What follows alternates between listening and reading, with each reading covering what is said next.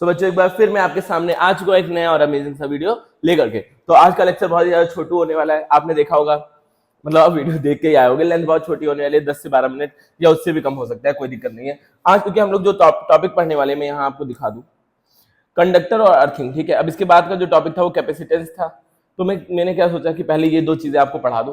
Capacitance हम नई शुरुआत नई चीजों से करेंगे, और कुछ चीजें बची आई नो, इलेक्ट्रोस्टैटिक शेल्डिंग, ये सब चीजें बची हुई हैं, वो चीजें मैं लास्ट में पढ़ाता हूँ। पहले आपको जो टफ टफ चीजें वो चीज खत्म हो जाए। तो हम लोग नया टॉपिक कैपेसिटेंस स्टार्ट करेंगे नेक्स्ट लेक्चर से। और आज जो चीजें इसमें बतानी बाकी थी, कंडक्टर और अर्थिंग। कंडक्टर हालांकि मैं पहले चैप्टर में बता चुका हूँ, कंडक्टर और इंसुलेटर हमने डिटेल में पढ़ा है पहले चैप्टर में, ठीक है। तभी मैं थोड़ी चीजें आपको बता दूंगा और अर्थिंग के बारे में, और एक दो क्वेश्चन सॉल्व कर लेंगे। दैट्स इट, इस वीडियो के लिए इतना ही है। और बाकी जो आपका कुछ टॉपिक बचे हुए हैं, ये पोटेंशियल में 2-3 टॉपिक बचे हुए हैं, वो हम लोग एकदम वीडियो के एंड में सॉल्व करेंगे, मतलब वीडियो के एंड में कवर करेंगे, ताकि आपको सारी चीजें सिस्टमेटिक चलती रहे। हम लोग एनसीईआरटी का पैटर्न बिल्कुल भी फिजिक्स में फॉलो नहीं करते हैं। तो चलिए स्टार्ट करते हैं इस वीडियो को बिना किसी देरी के। देखो पहला क्या है, कंडक्टर की कुछ प्रॉपर्टीज होती हैं, जो प्रॉपर्टीज आप लोग बहुत ही भली भांति जानते हो, बहुत ही अच्छी तरीके से जानते हो। पहला क्या है, charge can move freely inside conductor. वो कंडक्टर इसीलिए क्योंकि उसके अंदर चार्ज फ्रीली मूव कर सकते हैं। कंडक्टर के अंदर चार्ज क्या होता है बच्चों, फ्रीली मूव कर सकते हैं, अंदर ही अंदर, बाहर कूद के नहीं जा सकते, अंदर ही अंदर फ्रीली मूव कर सकते हैं। Charge can not resist inside the material of a conductor, it moves toward the surface due to the mutual repulsion. अच्छा, म्यूचुअल रिपल्सन की वजह से जो चार्ज होते हैं वो कंडक्टर के इनसाइड नहीं रहते हैं, इनसाइड की जगह कहां चले जाते हैं, सरफेस पे चले जाते हैं। मैं समझाऊं, एक मान लो आपके पास स्फेरिकल कंडक्टर है, ये आपके पास स्फेरिकल कंडक्टर है, इसको थोड़ा अच्छा सा बनाते हैं, फिल नहीं करेंगे इसमें ऐसे बना दिया, ठीक है। अब देखो ये आपके पास कंडक्टर है, इसके अंदर देखो प्लस माइनस चार्ज है, कुछ कुछ माइनस चार्ज होंगे, कुछ प्लस चार्ज होंगे, प्रोटॉन इलेक्ट्रॉन है, हम मान लेते हैं ये नेगेटिव चार्जेस को यहाँ दिखा दे रहा हूँ। अभी क्या करेंगे, एक दूसरे को रिपेल करेंगे। मान लो ये दोनों चार्ज, ये वाला चार्ज और ये वाला चार्ज एक दूसरे को रिपेल करेंगे, ये चार्ज और ये चार्ज आपस में एक दूसरे को रिपेल कर रहे हैं। तो रिपेल करके मैक्सिमम दूरी पे कहां जा सकते हैं, इससे बाहर। इससे ज्यादा मैक्स दूरी हो सकती है क्या, नहीं हो सकती, इससे ज्यादा बाहर जाना पॉसिबल है ही नहीं।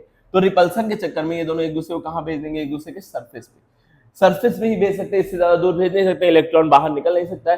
तो म्यूचुअल रिपल्सन के चक्कर में जितने भी चार्ज होते हैं वो सबके सब कहां रेजिस्ट करते हैं, कहां रहते हैं, कंडक्टर के सरफेस पे। मैंने बताया था ये चीजें, हम लोगों ने इस पे तो कई सारे हॉलो स्फीयर, सॉलिड स्फीयर, इसके बारे में बार बार डिटेल में पढ़ रहे थे। अभी भी आपको समझ में आया होगा, कंडक्टर के ऊपर सारे के सारे चार्जेस होते हैं, अंदर कोई चार्ज नहीं होता है। अगर अंदर चार्ज नहीं है तो इलेक्ट्रिक फील्ड, गॉस लॉ क्या बोलेगा, चार्ज नहीं है तो इलेक्ट्रिक फील्ड भी अंदर जीरो होगी। Electric field inside the material of conductor is always zero.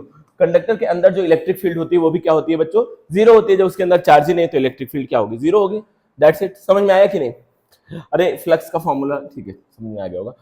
अगर इलेक्ट्रिक वो नहीं है, चार्ज नहीं है, इलेक्ट्रिक फील्ड नहीं होगी, दैट्स इट। इससे ज्यादा मैं कॉम्प्लिकेट चीजों को करूंगा तो और समझ में नहीं आएगा चीजें। Surface of a conductor is equipotential surface. Surface जो कंडक्टर का सरफेस होता है वो बिहेव करता है इक्विपोटेंशियल सरफेस की तरह। ये चीज आपको पता होगी। जो सरफेस का वो कंडक्टर का जो सरफेस होता है, देखो यहाँ पे भी पोटेंशियल सेम होगा, सेंटर से देखेंगे यहाँ पे भी सेम होगा, यहाँ पे भी सेम होगा, पूरे सरफेस पे जो पोटेंशियल होगा वो क्या होगा, सेम होगा। अगर देखो आप, ये तो एक वो हो गई आपकी, क्या बोलते हैं इसको, सॉरी इसको क्या बोलते हैं, ये तो एक आपका वो शेप हो गया, सिमेट्रिक शेप हो गया। अगर नॉन सिमेट्रिक है तो उसमें भी वो भी एक इक्विपोटेंशियल सरफेस की तरह बिहेव करता है। आप यहाँ पे निकालोगे पोटेंशियल तो भी वही आएगा, यहाँ निकालोगे पोटेंशियल तो भी वही आएगा। वो चीज कैसे हो पाती है, इक्विपोटेंशियल कैसे बन पाता है, जहां पे भी शार्प एज होगी वहां का एरिया कम होगा। एरिया कम हुआ जैसे ही वहां पर क्या हो जाता है बच्चों, चार्ज डेंसिटी ज्यादा हो जाती है। इसीलिए पूरा सरफेस कैसा बिहेव करता है, इक्विपोटेंशियल सरफेस दे रहा है। अभी फिर से समझो, जहां पे कंडक्टर के शार्प एज है वहां चार्ज क्या हो जाएगा, जाकर के बढ़ जाएगा। चार्ज बढ़ जाएगा तो वापस से पोटेंशियल वहां का क्या हो जाएगा, सबके बराबर हो जाएगा, ठीक है। जैसे यहाँ पर एक प्रॉपर्टी भी दी हुई है, यहाँ पर प्रॉपर्टी भी दे रखी है कि सरफेस चार्ज डेंसिटी, सरफेस घने चार्ज कहां पर होते हैं, शार्प एजेस पे। जो एज शार्प है, फॉर एग्जांपल ये ऐसा है, ऐसा कोई कंडक्टर है, इसकी यहां पर जो होगा वो चार्ज डेंसिटी ज्यादा होगी, मतलब पर यूनिट एरिया में चार्ज सबसे ज्यादा। चार्ज डेंसिटी का मतलब समझ पा रहे हो, पर यूनिट एरिया पे चार्ज सबसे ज्यादा कहां पर होगा, शार्प एजेस पे। सारी प्रॉपर्टीज आपको लिखनी है, शार्प एज पे चार्ज क्या होगा, सबसे ज्यादा होगा। दैट्स इट, बस इतना सा। अब एक और चीज है, electric field just outside the conductor is perpendicular to the surface. Electric field outside the conductor क्या होती है, कोई कंडक्टर उसके बाहर जो इलेक्ट्रिक फील्ड है, यहाँ पर चार्ज है इसके बाहर जो इलेक्ट्रिक फील्ड इधर या फिर पॉजिटिव चार्ज है तो आगे जाएगी। तो जो होती है वो सरफेस के क्या होती है बच्चों, ये सरफेस के परपेंडिकुलर होती है हर एक पॉइंट पे। That's it. क्या ये चीज समझ में आई। हमेशा इलेक्ट्रिक फील्ड क्या होती है, परपेंडिकुलर होती है कंडक्टर की, और कंडक्टर की जो इलेक्ट्रिक फील्ड होती है उसका मैग्नीट्यूड क्या होता है, sigma upon epsilon not. Sigma upon epsilon not होता है कंडक्टर की इलेक्ट्रिक फील्ड का फॉर्मूला। ये तो आपको पता है, ये सारी चीजें हम डेराइव करके देख चुके हैं, सारी चीजें डेराइव करके देख चुके हैं। पिछले लेक्चर्स में देखा तो आप लोग एक बार देख लीजिएगा। अब देखो यहाँ पर ये क्वेश्चन है हमारे पास, ठीक है। For an isolated charge conductor shown in the figure, the electric field at a point B पर, ए और बी पॉइंट पे, ए पॉइंट की जो इलेक्ट्रिक फील्ड है उसको ई ए से डिनोट कर रहा हूँ, बी पॉइंट की जो इलेक्ट्रिक फील्ड है उसको ई बी से डिनोट कर रहा हूँ, ठीक है। आपको बताना है ई ए ज्यादा बड़े हो गए इलेक्ट्रिक फील्ड या ई बी ज्यादा बड़ी होगी, कौन ज्यादा बड़ा है बताना है। ऑप्शन ए सही है या ऑप्शन बी सही है, अच्छा उसमें जो भी हो ऑप्शन ए बी भूल जाओ, यहाँ मैंने ऑप्शन लिख दिया है। बताओ ए फील्ड का शार्प एज है, शार्प एज मतलब चार्ज क्या है बच्चों, ज्यादा है, जहां चार्ज ज्यादा होगा वहां इलेक्ट्रिक फील्ड क्या होगी, ज्यादा होगी, मतलब ए की इलेक्ट्रिक फील्ड ज्यादा है बी के कंपैरिजन में। बी के पास चार्ज डेंसिटी क्या है, कम है, चार्ज डेंसिटी कम होना मतलब बी पॉइंट पे चार्ज कम है, यहाँ ज्यादा है, कहाँ की इलेक्ट्रिक फील्ड ज्यादा होगी, जहां चार्ज ज्यादा होगा। That's it, that's it. इसमें कुछ सोचने वाली बात है क्या, इसमें कुछ सोचने वाली बात है क्या, आप ही बताइए, आप ही बताइए। क्वेश्चन कुछ काम का है या टुच्चा क्वेश्चन था, बच्चों वाला क्वेश्चन था एकदम। अब अगला देखो, अगला कॉन्सेप्ट है अर्थिंग। अर्थिंग का मतलब क्या होता है बच्चों, 10th क्लास में आपने पढ़ा होगा कि सेफ्टी पर्पसेस के लिए हम लोग अर्थिंग का यूज करते हैं। अर्थिंग का काम क्या होता है, अगर हम किसी कंडक्टर को अर्थ करते हैं, अगर हम किसी कंडक्टर को क्या करते हैं, अर्थ करते हैं, मतलब अर्थ से कनेक्ट कर देते हैं किसी वायर के थ्रू, तो उसका जो पोटेंशियल है, उसका जो पोटेंशियल है बच्चों क्या हो जाता है, वो जीरो हो जाता है। उसका जो पोटेंशियल है वो क्या हो जाता है बच्चों, जीरो हो जाता है। ये चीज पॉइंट नोट करने वाला है कि उस पर चार्ज जीरो नहीं होता है, उस पर चार्ज जीरो नहीं होता है, उसका पोटेंशियल जीरो हो जाता है। अब कुछ केसेस में क्या होता है, चार्ज जीरो हो जाता है, कुछ केसेस में चार्ज जीरो हो जाता है, लेकिन मेन क्या चीज है, कंडक्टर का पोटेंशियल जीरो होता है, ना कि चार्ज। अभी मैं दोनों केस दिखाऊंगा, जिसमें चार्ज भी जीरो हो जा रहा है और इसमें चार्ज जीरो नहीं हो रहा है, ठीक है। फॉर एग्जाम्पल ये कंडक्टर है हमारे पास, एक ये हमारे पास कंडक्टर है छोटा सा, ठीक है, ये हमारा कंडक्टर है, ठीक है। इसमें मान लो क्यू चार्ज है, इसका रेडियस आर है, इसके पास चार्ज क्यू, ठीक है। तो अगर मैं इसको अर्थ से कनेक्ट कर दे, अर्थ का अर्थिंग को इस तरह से डिनोट करते हैं, मैंने अगर इसको बच्चों अर्थ से कनेक्ट कर दिया तो इसका जो पोटेंशियल है वो क्या हो जाएगा, जीरो हो जाएगा।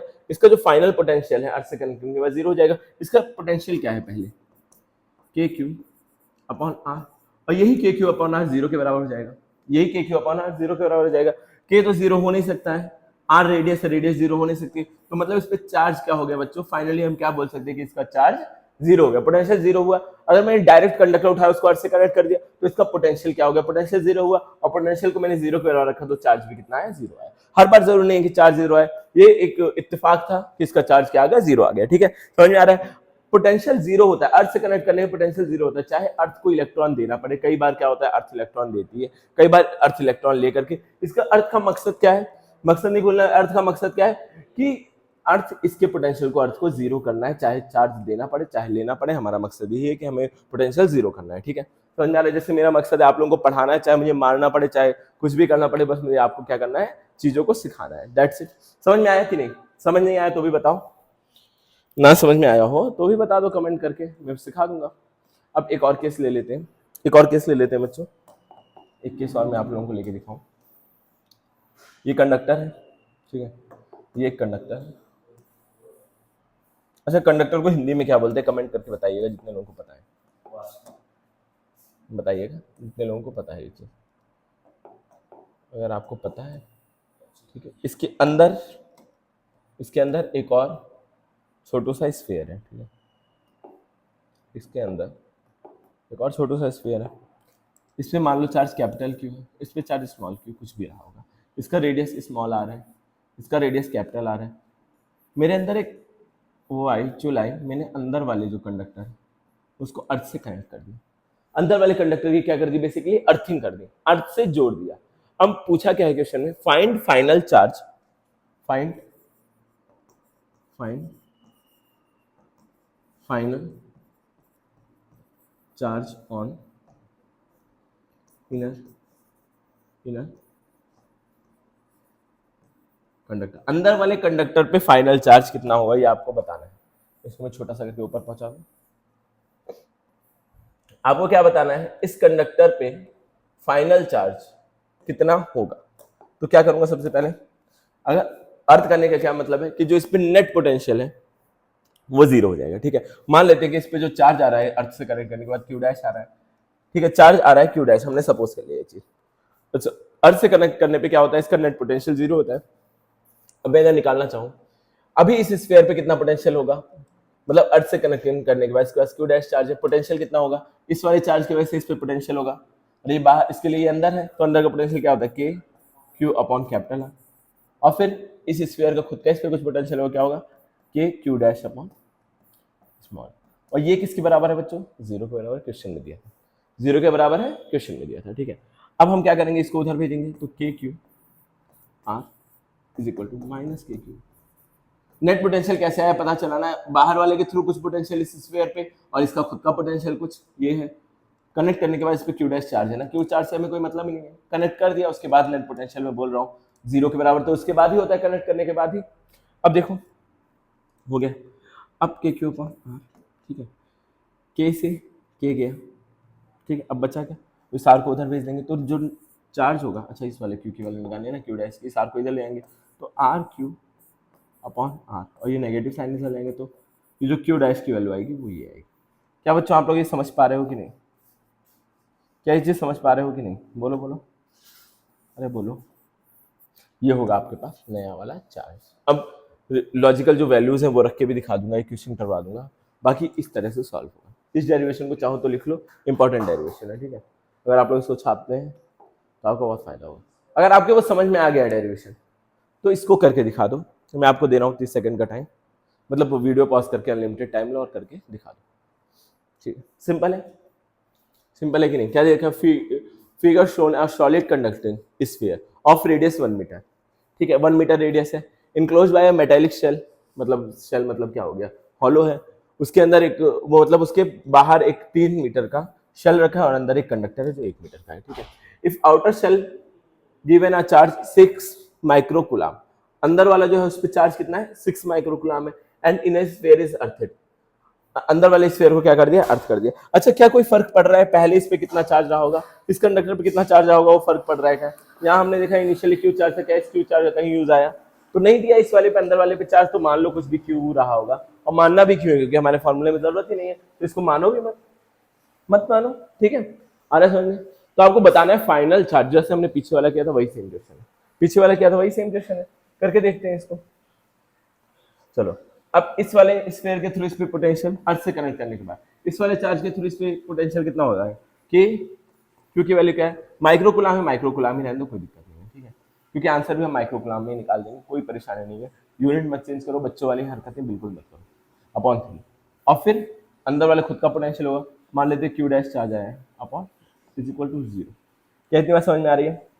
अब इसको उधर भेज देते हैं, तो के, अच्छा इसको काट वाट दो, कट वट रहा है तो काट दो, क्यों बन जाती है, तो 2k